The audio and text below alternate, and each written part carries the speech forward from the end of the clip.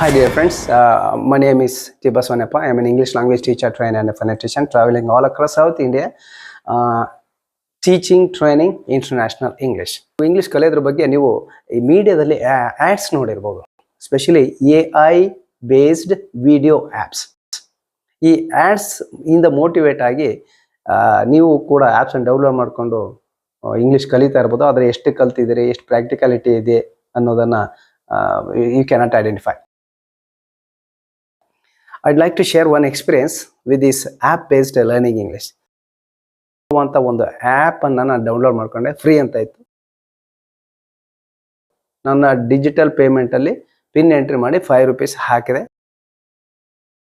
ಒಂದು 5 questions ಕೇಳ್ತು, simple and ಸಿಲಿ questions. ಅದನ್ನು attend ಮಾಡಿದೆ. ನೆಕ್ಸ್ಟು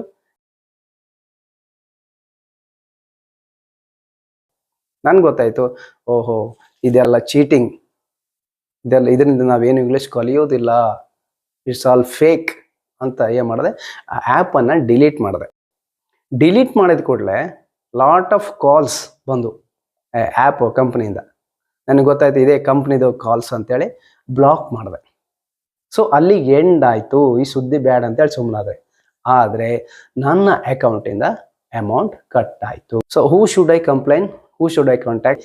ನನ್ನಂಥ ಎಜುಕೇಟೆಡ್, ವೆಲ್ ಎಕ್ಸ್ಪರ್ಟೇ ಈ ರೀತಿಯಾಗಿ ಈ AI ಆ್ಯಪ್ಸಿಂದ ಚೀಟ್ ಆದರೆ, but about other common people?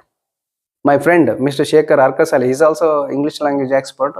ಅವರು ಕೂಡ ₹2000 ಕಳ್ಕೊಂಡೆ ನಾನು ಆ್ಯಪಿಂದ ಅಂತ ನಂಗೆ ಫೋನ್ ಮಾಡಿದೆ. So be careful about this AI based video ads about learning English.